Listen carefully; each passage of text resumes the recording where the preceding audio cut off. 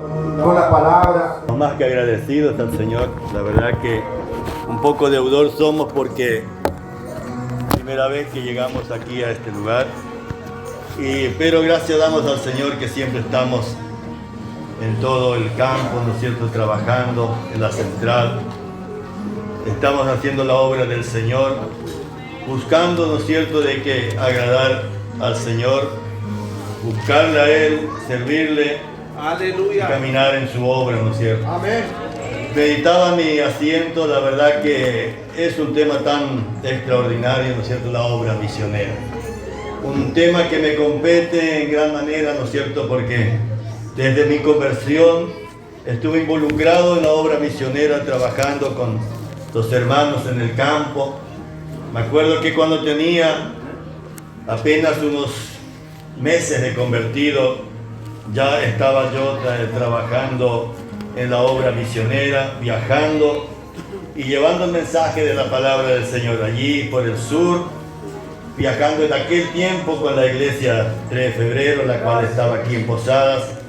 Tenía unos años, unos pocos meses de creyente y ya estaba involucrado de lleno en la obra misionera, lo cual me llevó a conocer, involucrarme y ver la obra del Señor. Ver también dónde nace la obra de Dios. El Señor fue tan claro en su palabra, aquí en Romanos, ¿no es cierto?, verso 10, verso 14, que dice: pues, ¿cómo pues invocarán en aquel en el cual no han creído? ¿Y cómo creerán en aquel en quien no han oído? ¿Y cómo oirán sin haber quien les predique? ¿Y cómo predicarán si no fueren enviados? Amén. Y allí dice: cuán hermosos son los pies de los que anuncian la paz, de los que anuncian buenas nuevas. Una clara recomendación y una apertura, ¿no es cierto?, de una puerta en la cual involucra a la iglesia.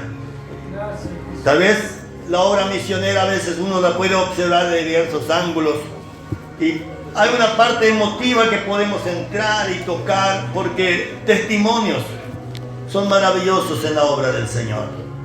Todos estos últimos 8 años estuve trabajando con el pastor Martínez en Corrientes, en la obra misionera, y hemos visto la mano de Dios en el crecimiento, pero sobre todas las cosas siempre destaco en el cambio de vidas que usted ve en el campo. Porque a bien nosotros predicamos salvación, primeramente, es conocerle a Dios. Después de allí viene la añadidura, que es la bendición de salud y prosperidad material. Pero todo en cuanto, como predicaban los hermanos, consecuencia de buscar el reino de Dios y su justicia. Como leamos ese texto, la iglesia, dejada por Dios, es el gran actor en este escenario. El gran actor es de llevar, de enviar y de preocuparse en que el evangelio sea transmitido. A bien que ahora ese trabajo no es tan fácil, porque tenemos, contra nos dice el Efesios 6, no tenemos lucha contra carne y sangre. Tenemos lucha contra principados, contra potestades, contra legiones. Y la Biblia cuando dice principados es porque como el escenario geográfico, ¿no es cierto?, literal de provincia, de países, está gobernado por diversos gobernadores y personas puestas en nuestro sistema democrático para gobernar y dirigir la nación. En el ambiente espiritual también se mueven principados, se mueven potestades, bajo escalafones diferentes. Una vez Dios me mostró cómo se mueven estas legiones bajo el mando de principados, tronos oscuros, muy fuertes, gobernando provincias, gobernando ciudades, gobernando pueblos, a los cuales usted a veces ve sumido en una tristeza. Aleluya. Estos días hice un viaje por Catamarca y por Jujuy, allí para abajo, recorriendo unas provincias.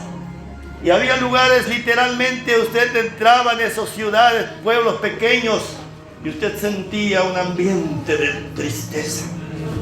Un ambiente como que la luz estaba tenue.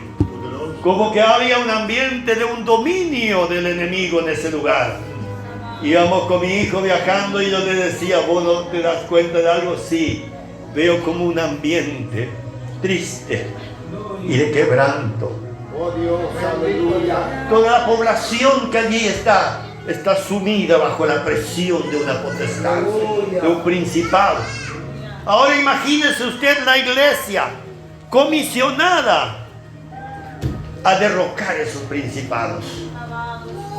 Bien que la obra, como digo, la parte económica, material, Dios nos bendice, nos da los medios y nos impulsa a hacerlo, porque el Señor está detrás poniendo sobre todas las cosas la alegría en nuestro corazón. Para hacerlo no solo por el bien retributivo que vamos a tener de parte de Dios. Sería un error. Yo doy porque Dios me va a dar. Dios quiere que en nuestro corazón haya esa pasión. Dios quiere que en usted, en mí, en la iglesia haya, en pleno siglo XXI, en estos tiempos donde la tecnología, las situaciones generales han como dejado de lado un poco la piedad. Ni hablar del amor, ni hablar de la misericordia, ni hablar del juicio, de la justicia, queda como relegado, donde el hombre pasa a ser el actor principal. El yo se levanta en toda su fuerza. Pero Dios tiene una iglesia, el cual quiere Él que lo represente. Por eso, si vamos a hablar de misión, vamos a entrar en un camino muy estrecho muchas veces. Veo en el campo como dijo el hermano, cierto, de aquellos años ya viajando en la obra, he visto hombres y mujeres sufriendo por la causa. Pero ¿qué les motiva? ¿Qué hace a que aquel hombre esté en aquel lugar predicando? ¿Quién motiva? ¿Quién le mueve? ¿No es acaso lo que Pablo describió, como dice, un fuego dentro de mí? ¡Aleluya! Quise callar, quise enmudecer, quise hacer silencio, pero dentro mío había un fuego que me motivaba. Es la llama maravillosa del Espíritu Santo. Gloria al nombre del Señor.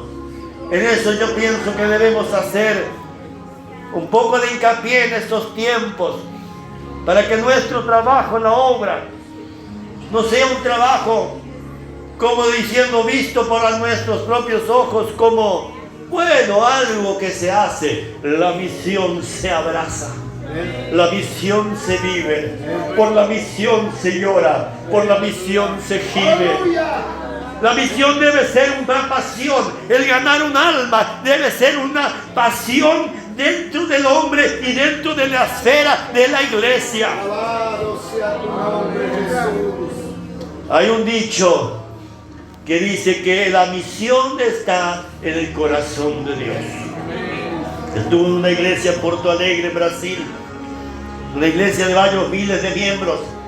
Tocó estar allí predicando una semana en un tiempo, pero ellos tenían una inscripción muy grande que parece como que te condicionaba, porque decía, la misión está en el corazón de Dios. Y nunca pude despegar eso, porque Dios, si no se proyecta la iglesia bajo esa finalidad y ese objetivo, es de hacer, si es posible, todos los días un alma salvo para Dios. Aleluya. El que predica con el objetivo de ganar almas, el Espíritu Santo pone en su corazón esa llama. Vive esa pasión. Y su mayor gozo y su mayor anhelo es llevar adelante esa misión. Por eso el mundo no puede comprender y llama de locos. ¿Por qué un hombre se va a salir dejando sus bienes y su comodidad y tal vez aún su carrera para incursionar en un área, como decían los hermanos, de necesidad, de carencias, de pobreza? Pero la alegría que le sostiene es cuando se habla la palabra. Amén. Yo a veces suelo decir a los hermanos, y suelo decirlo porque es algo que lo vivo, la mayor alegría, el mayor gozo, el mayor contentamiento, la mayor sensación de victoria en el corazón del hombre debe ser: yo lo siento así. Es cuando un alma se convierte a Dios, cuando un alma abraza el pacto con su Dios, pero no aquella palabra yo acepto. Cree, porque aún los demonios creen y tiemblan. Usted habla la palabra, tira la semilla y muchas veces cae en una tierra estéril, como bien la parábola nos enseña, sobre tierra seca o sobre piedra o a la vera del camino, pero hay una que cae en buena tierra. Y cuando usted ve esa tierra germinar, esa semilla gloriosa, y usted ve el rostro cambiar, esa digamos, vida que es cambiada, hay un gozo que no es natural del hombre. Ese gozo, esa llama se llama el Espíritu Santo. Si podemos lograr cada uno de tener esa llama encendida, la iglesia es la que entra en victoria. El conjunto de personas entra en victoria y es notorio porque allí, digamos, desciende el fuego del Espíritu Santo. El gran avivamiento que muchas iglesias están esperando. En todos lugares usted escucha predicar y hablar: necesitamos un avivamiento. Necesitamos avivamiento para que los dones del Espíritu Santo trabajen. 1 Corintios 12 nos habla de los dones que deben ejercitarse dentro de la iglesia. Y necesitamos, para que la iglesia como tal, como cuerpo de Cristo, como ministerio, legado de Dios, cuerpo, ministerio, un cuerpo que tiene vida, y esa vida debe ser el Espíritu Santo, pero Él vive solo a través cuando la iglesia percibe esa savia maravillosa de su Espíritu y vive a través de ella, y donde el río de la palabra se torna un manantial en cada corazón. Y dicho, cuando esto sucede, la iglesia no para, la iglesia se proyecta hacia las alturas juntamente con Cristo. ¡Oh, gloria! A veces hablamos así y yo miro muchas veces personas, parece que le estás hablando en un idioma muy extraño, porque hay solo un idioma que debe identificarnos con Dios: es el lenguaje del Espíritu. Y el lenguaje del Espíritu pierde la batalla el hombre. Gloria al nombre del Señor. Lucas, en el capítulo 4 y el verso 18, dice la palabra del Señor: el Espíritu del Señor está sobre mí. Lo dijo Jesús. En aquel momento, a los 12 años, cuando se le dio la oportunidad de él de hablar la palabra, de leer la Torá. Y él abrió del profeta Isaías y leyó esta palabra. Pero allí nos está transmitiendo ahora a la iglesia, a nosotros, un legado. Un legado maravilloso que nos enseña exactamente el camino de la victoria. Porque ¿qué finalidad tendríamos como iglesia? Porque el ganar un alma no es sumar un bien ejecutivo a la iglesia. El ganar una familia, un alma, y si es alguien pudiente, a veces mejor en algunos lugares, pero todo suma. Pero si miraríamos con esa visión, estaríamos ejecutando un trabajo totalmente acéfalo y carente de la obra del Espíritu Santo. Por eso la iglesia debe mantener, y cada individuo, usted y yo, si estamos en el mundo y colocados, llamados por Dios. Cada uno fue llamado. Alguien dice: yo no sé para qué, cuál es mi función en la iglesia. Pero si la iglesia tiene esta visión de proyectarse en el ambiente espiritual, llegando a las almas, usted está en la iglesia correcta. Si tu iglesia está proyectada con pasión hacia compartiendo, consolidándose el dolor, y alguien diría: ¿cuál?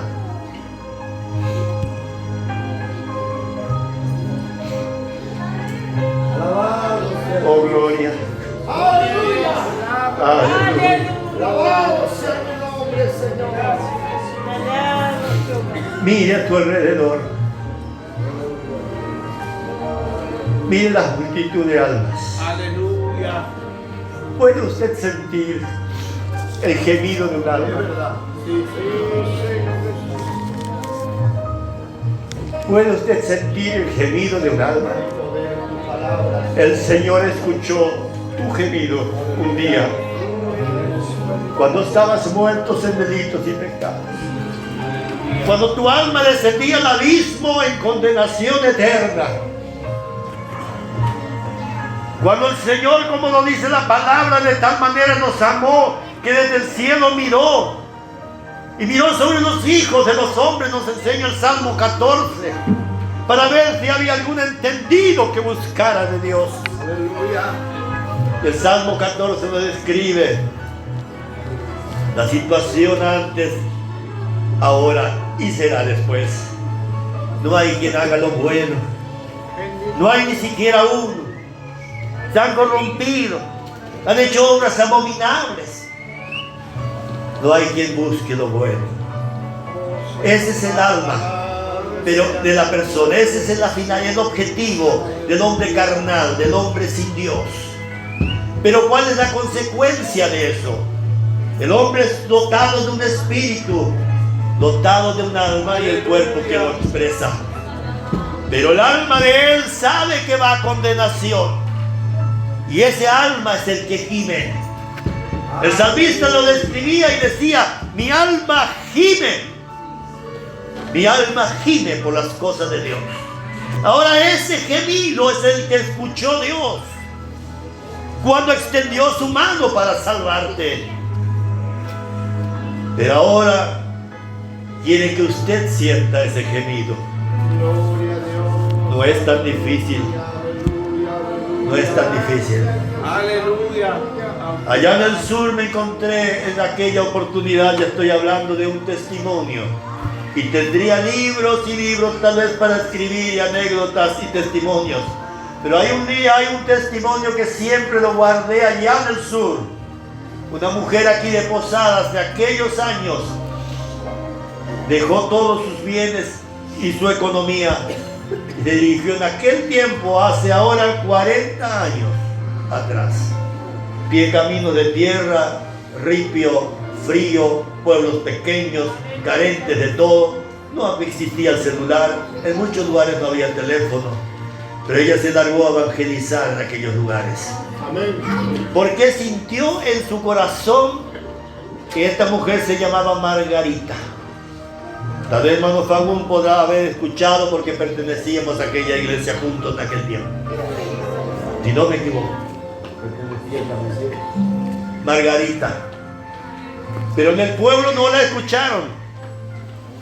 Sumido en la maldad, bajo la opresión del maligno, la hechicería, la maldad, la umbanda, macumba y todos los ritos satánicos, sumidos en la oscuridad el pueblo, buscando a quien predicar, porque el Espíritu Santo le había ordenado ir a predicar.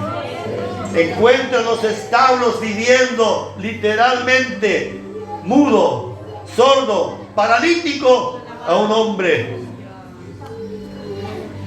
tullido totalmente. Se sentó al lado de él por señas. Le empezó a hablar de Cristo. No tengo la idea cómo, gracias, solo le conocí al hermano. Conocí al hombre, el pastor hasta hoy de la iglesia de aquel lugar. Ese hombre recuperó, creyó, aceptó, recibió por señas. Ella oró por aquel hombre, permitió que ore. Ese hombre recuperó el oído, recuperó el habla. Su cuerpo quedó marcado por la enfermedad, pero camina, se mueve, se evangeliza. 40 kilómetros, 30 kilómetros de aquel lugar, en loma de burro y en caballo, predicando y llevando el mensaje, porque en él se había sobre todas las cosas el beneficio recibido. Él sentía en su corazón esa llama viva que ardió en el corazón de aquella mujer. Gracias, Jesús. De aquel tiempo tenía 20 años y glorificaba a Dios mirando esto. Ya en aquel tiempo aquel hombre ya era anciano de la iglesia. Hoy es el que es el pastor en aquel lugar.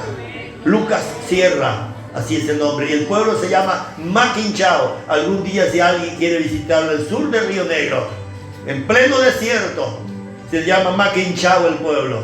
Y el hombre, el pastor Lucas Sierra.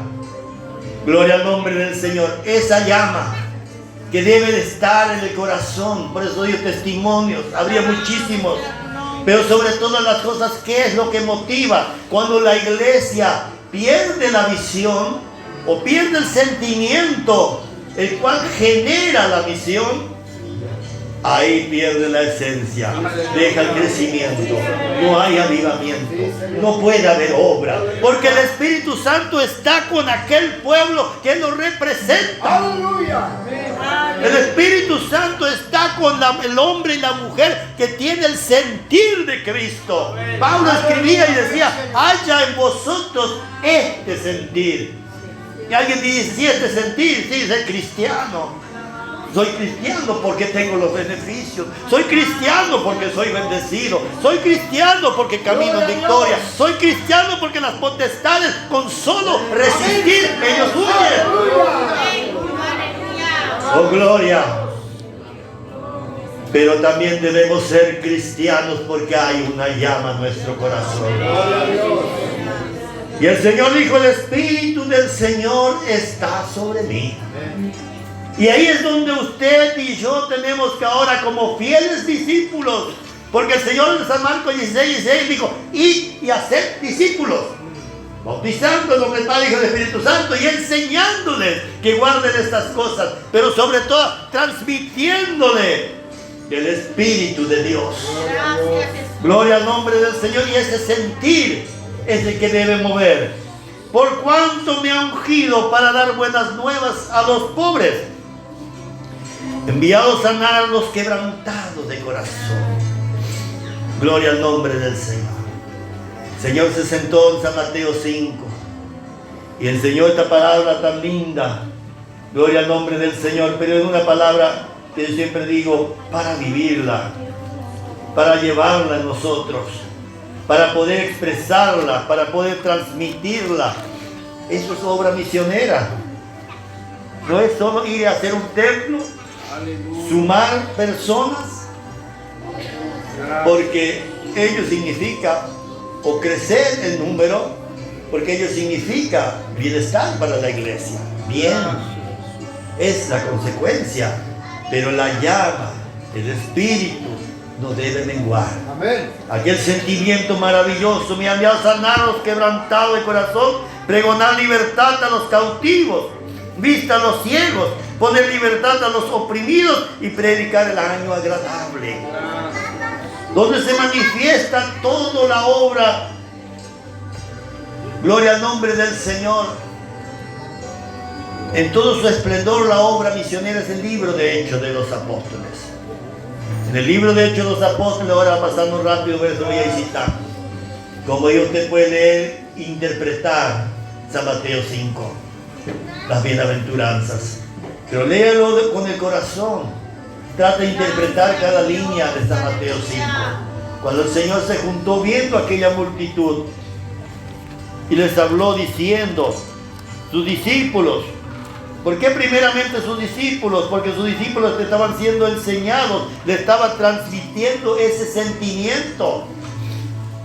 Vinieron a él sus discípulos y abriendo la boca les enseñaba. Primeramente la iglesia, bajo el manto del Espíritu, bajo la guía y la dirección, debemos nosotros tomar de ese Espíritu para poder transmitirlo. Si no hay ese sentimiento, esa alegría, esa llama en el corazón del hombre, solamente se torna una rutina de trabajo o un trabajo tal vez. La obra misionera nunca significó, o el predicar el Evangelio nunca significó ni debió significar una fuente laboral. Porque todo lo que se interpreta como fuente laboral cae rumbo al fracaso. Porque si predica a alguien y puede ser muy excelente teólogo o expositor de la palabra. Puede ser muy preparado en letras y en conocimientos, pero no sería más que una religión cualquiera. El fruto para el reino de los cielos se gana a través del Espíritu de Dios. Gloria al nombre del Señor. Que a través de los años usted va a ver aquella siembra maravillosa cuando hay aquellos ahora que le siguen, porque fueron regados y fueron cautivados, ganados por el puro amor y la misericordia de Dios. Y les enseñaba a los pobres de espíritu, porque de ellos es el reino de los cielos. Aleluya. Y alguien diría, sí, ahora yo soy pobre del espíritu. Significa ser dependiente de Dios. Porque está el espíritu del hombre y el espíritu de Dios. Pero cuando el hombre es carente en sí mismo y se nutre del espíritu de Dios, es allí donde pasa a ser bienaventurado. Cuando tu incapacidad personal, la cual vaya de paso debemos ser reconocida en todo tiempo, de ser dependiente de Dios. ¿Por qué eso a veces sucede? El mucho prepararse está muy bien y debe ser hecho, pero nunca olvidar la fuente.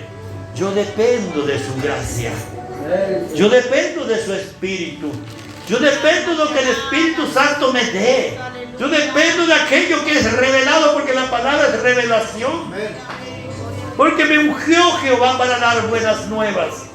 Transmitir ese mensaje. Sus apóstoles bebieron de esa fuente pura, cristalina, de la boca del Maestro. Y eso fue transmitido a la iglesia. Y en Hechos de los Apóstoles, el Señor cumplió lo que le faltaba. Aquellos discípulos fueron enseñados, pero la obra misionera comenzó. Si todo, aún los más eruditos y sabios dicen en Hechos capítulo 2, nace la iglesia con el derramamiento del Espíritu. Antes el Señor estaba preparando, enseñando, transmitiendo el lenguaje que Él quería hacer que sea expresado. Porque en el mundo este lenguaje no existe. ¿Dónde existe este lenguaje? Bienaventurados los que lloran, bienaventurados los mansos, los que tienen hambre, los misericordiosos, los de limpio corazón, y etcétera. ¿Existe en el mundo? No existe. El Señor iba preparando el camino. Y en Hechos Él dotó de fuerzas a la iglesia, de capacidad de llevar adelante este mensaje. Cuando derramó su Espíritu en el día de Pentecostés, los apóstoles fueron ungidos. Aquellos 120 fueron ungidos por esa presencia, y esa es la obra que continúa hasta hoy. Amén. Ese espíritu fue legado de generación en generación y no debe detenerse. Y no debe detenerse, ¿por qué? Porque si se detendría la visión, se detiene el derramamiento de ese espíritu. Aleluya. Cuando el hombre cambia esta visión por una visión personal y egoísta o con fines materiales, la visión de Dios no actúa. Y cuando la visión de Dios no está presente, ¿para qué reino trabaja el hombre? ¿Para qué reino trabajaría usted? Si bien la Biblia nos enseña que trabajamos para el reino de los cielos, somos ciudadanos del reino. Mire cuánta responsabilidad. Estoy citando tantas cosas que a veces digo, no sé si podemos nosotros almacenar en nuestro entendimiento toda esta información que Dios nos está transmitiendo a través de su palabra. Usted es embajador. Aleluya. Pedro 2:9 dice, vosotros sois sacerdotes reales, representantes del reino de los cielos, ungidos, ya del lejano de la iglesia, y el Espíritu que acompaña a los que dan testimonio de Él, ungiéndoles, capacitándoles, alcanzándoles del mensaje de la palabra de Dios. Miren que hoy estamos hablando de una iglesia que ahora se constituye una iglesia misionera. Entonces no es tan fácil parece el camino, ¿no? El hermano Favor le pregunté, hermano, ¿te dieron a cargo un sector de la misión? Me dice, sí, me dieron a cargo un sector de la misión. Oh, gloria. Aleluya. Hay una responsabilidad ahora, Aleluya. porque descansa sobre el hombro de él y de ustedes. Bendito Dios. De que aquel obrero, de aquel lugar, se ha predicado el mensaje. Yo conozco el lugar, estuve en ese lugar, estuve predicando allí. No me acuerdo el nombre de aquel de la ciudad, pero ya me ubiqué. Estuve mirando con el hermano cuando se construía, cuando estábamos ahí, y miramos la gente, hablamos con las personas. Y en la ciudad sin iglesia está sumida en la oscuridad. Ahora ellos necesitan del mensaje, entonces yo creo que esta es una parte de entrenamiento para ustedes, porque ustedes ahora tienen una responsabilidad extra. Pelear por sus vidas, Aleluya. pelear por el ministerio de la iglesia, unir sus fuerzas para que las cosas se encaminen. Ahora hay una visión que le he demandado a nuestro hermano. La visión que no debe perder el blanco de la soberana vocación. Aleluya. Vale contar, estos días estuve sentado al lado del hermano. Vale contar porque es obra de Dios. Aleluya. Vino un profeta y le dice, todo está provisto. Extiéndete y no tengas miedo. Haz así como yo puse en tu corazón. Y yo le quedé mirando al hermano y dije, amén, hermano, vas a edificar una iglesia grande, nueva. Aleluya. Me miró así. La fe mueve las manos de Dios. La fe sabe lo que es en la parte práctica. En un lugar en Brasil se convocó para orar por lluvia. Se juntó toda la iglesia porque el pastor convocó y dijo, hoy vamos a ponernos en oración. Mañana temprano, perdón, ponernos en oración, en ayuno y clamor, para que Dios envíe lluvia.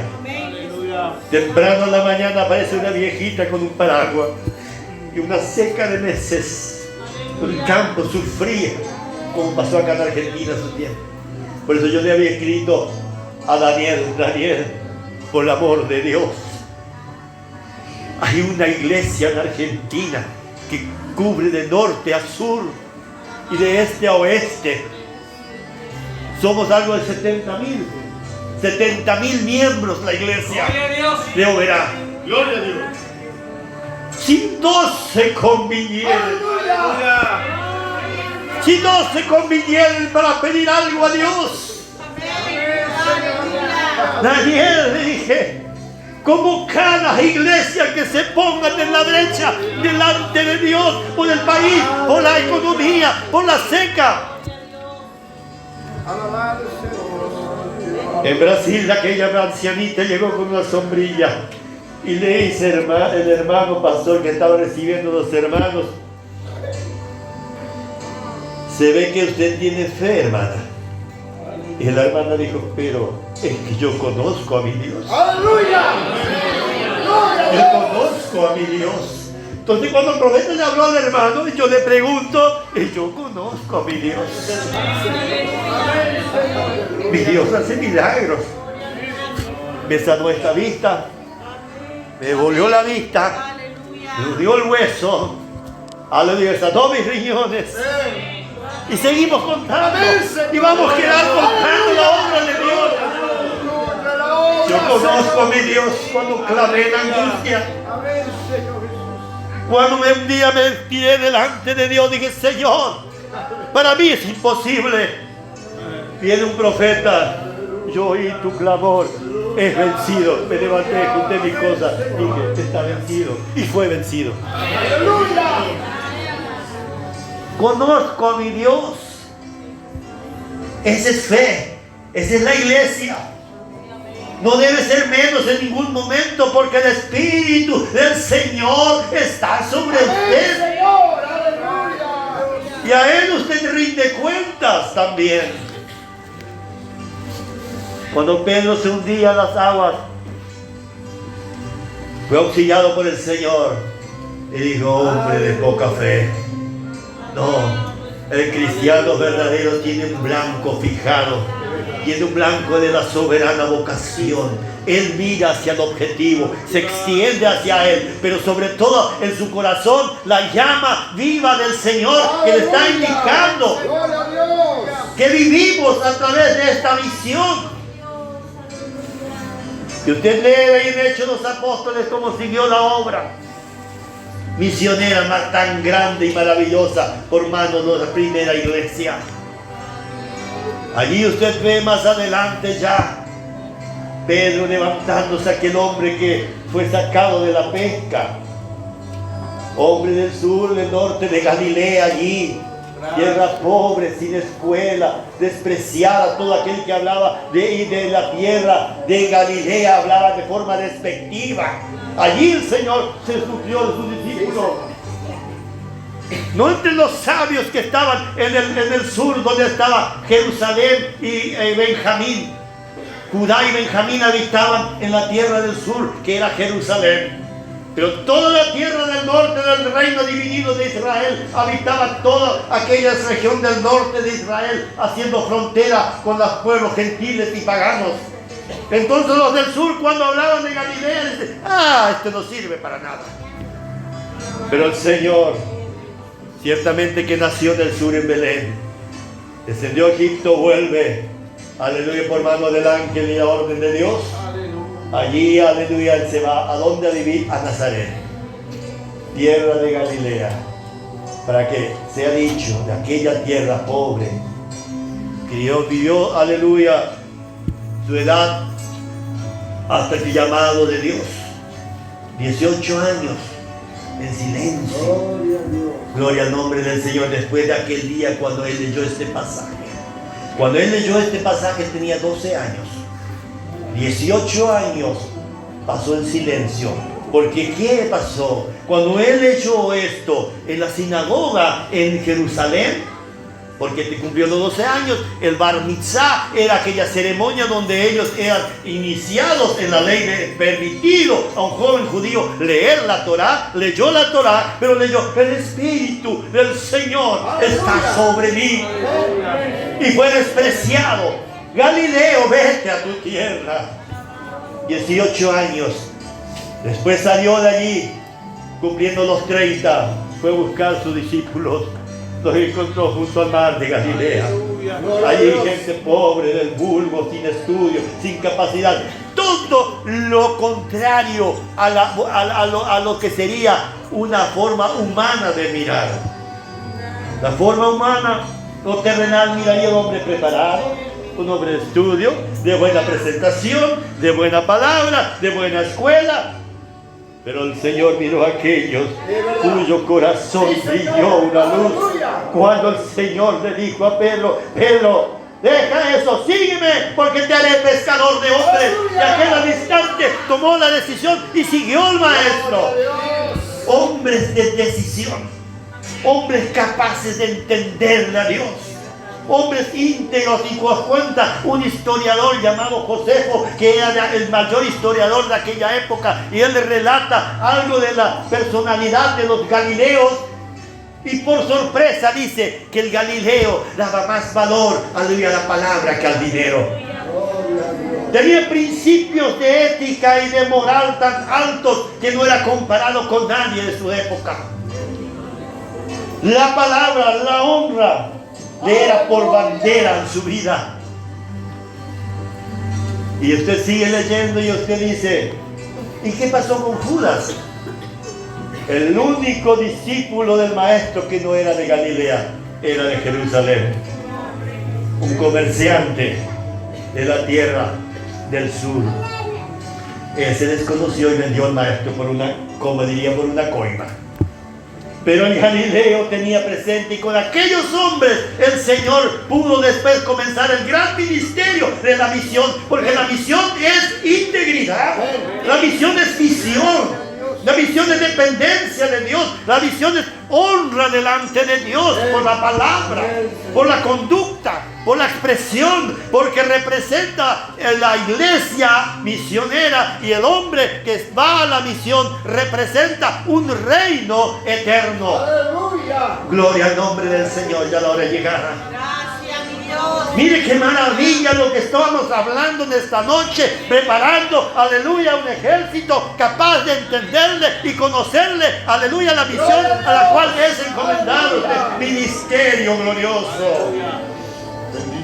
Un ministerio de honra, un ministerio de palabra, un ministerio de honradez. El que no procede así, no venga a decir que es de Dios. Que el tiempo del Señor ya se alejó. Que el tiempo del Señor ya no está ahí. El ministerio que se lleva delante de Dios es un ministerio de honra, de palabra, de seriedad, de respeto.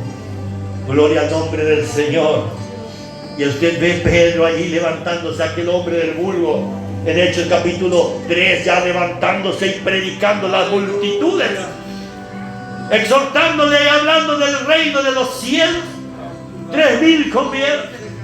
De allí más adelante 5,000 se convierten por el mensaje de un hombre que fue sacado de la pesca, sin preparación intelectual, pero algo glorioso. Él dijo, podía decir, el Espíritu del Señor está sobre mí. Porque cuando el Espíritu del Señor está sobre ti, sobre la iglesia, esa iglesia es pujante, esa iglesia camina, esa iglesia se mueve en el vigor del Espíritu de Dios. Así en el capítulo 3 de Hechos llegan al templo de la hermosa Pedro y Juan. Pero cuando el Espíritu de Dios está sobre el hombre, solo voy a citar porque ya mi tiempo cumplido. El Señor, cuando Él descendió del cielo, Él tomó nuestro lugar en la cruz. Él nos mostró lo que es la esencia y lo que significa amor y misericordia, lo cual debe ser bandera de la iglesia misionera. Amor y misericordia, no en vano, como he hecho en 1 Corintios 12 nos habla de los dones, pero descansa sobre el 13 que recae sobre una palabra gloriosa que se llama, pero todo esto no sirve si no hay amor. Misericordia, amor por las almas, amor por la salvación, amor a Cristo. Pero no un amor solamente donde es recíproco, sí, porque tú me das, yo te amo, tú me das. Es fácil amar a quien te ama. A Dios se le ama, porque Él, aleluya, renovó en nosotros algo que estaba caído, destrozado y muerto, que era la raza caída de Adán. Él, aleluya, la limpió, la cambió y nos transformó en hombres y mujeres de un nuevo nacimiento, como nos enseña Juan capítulo 3. Nos hizo renacer de agua y del Espíritu para capaces de poder entender el misterio del reino de los cielos. Y no lo entenderíamos, porque el hombre carnal no entiende las cosas del Espíritu. Pedro y Juan allí, cuando llegaron, como el Espíritu de Dios estaba sobre ellos, habían comprendido, habían sido enseñados por el Maestro, pudieron ellos sentir en su corazón el dolor del cojo, el dolor del enfermo, el dolor de aquel hombre postrado, al cual traían al templo de la hermosa, lo ponían ahí para que reciba limosnas. Para un judío, no poder entrar nunca en el templo a adorar a Dios era la mayor tristeza. Oh, gloria.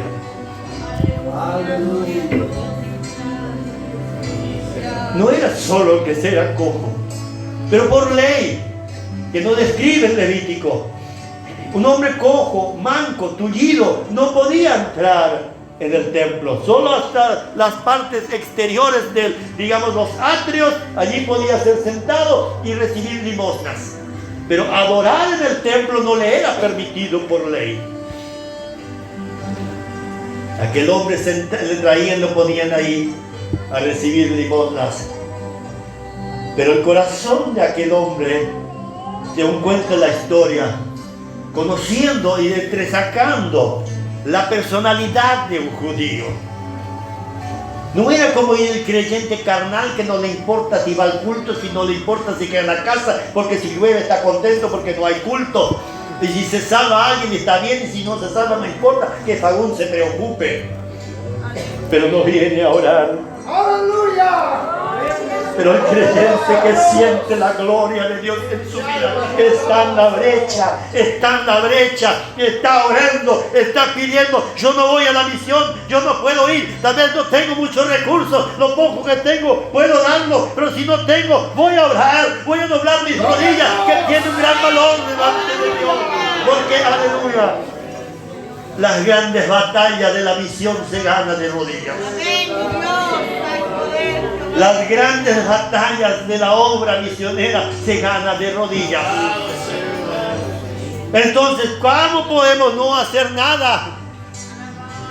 Aquel judío, aquel hombre tullido en el templo de la hermosa, no podía entrar, le era negado el adorarle a Dios. Porque no es como nosotros, aquella tradición judía. El judío nace con una llama en su corazón, con una identidad tan profunda que ni la muerte le sería nada, pero él no va a negar a su Dios. Oh, gloria. Nace con una identidad tan maravillosa, el cual, alabado sea el nombre del Señor, por genética de Dios en su vida. Entonces el adorarle era tal vez para él más que la salud. Pero allí se encuentra mirando los ojos de los hombres que podían decir: el Espíritu de Jehová, Señor, está sobre mí. Gloria a Dios. Pero cuando dice el Espíritu del Señor está sobre mí, usted mire la identidad y la personalidad de los galileos: rectos, honrados, celosos por la palabra, íntegros, principios, valores. ¡Oh, gloria! ¡Oh, gloria! Hoy estamos en estrecho con la iglesia, ¿no? Me parece que debo, como dice, ajustar un poquito el cinturón, porque, aleluya, a Dios se le sirve. En verdad tiene espíritu. Dios está cansado de sacrificios no aceptos, de hombres que perdieron la visión y la dirección de Dios.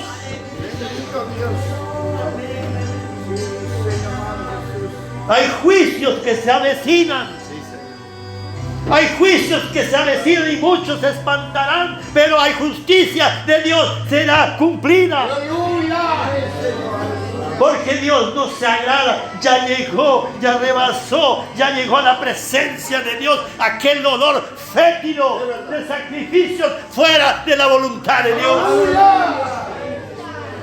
De decisiones que han, aleluya, dejado fuera la misericordia, la verdad y la justicia.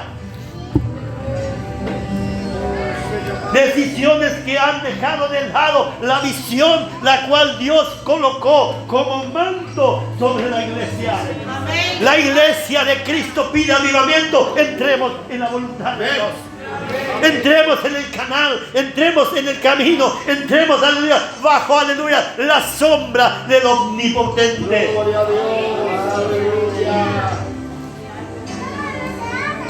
Cuando el Espíritu de Dios está, usted es capaz de percibir el corazón. En una oportunidad de un viaje misionero con aquel pastor que tanto me enseñó, llegamos a un lugar. Yo tenía 20 y algo años. Cuando vi a aquel hombre en aquel lugar, no pude detener un gemido en mi corazón. Un gemido profundo, como que se desgarró parte de mi ser. Mi corazón, mi alma gimió. Y le miraba a aquel hombre y no sabía qué decir, pero yo temblaba. Inmediatamente voy a mi mentor, al pastor Zeno. Tengo algo muy profundo aquí y yo no sé interpretarlo porque era nuevito en la fe. Y le digo: mi alma gime, Mi alma vive.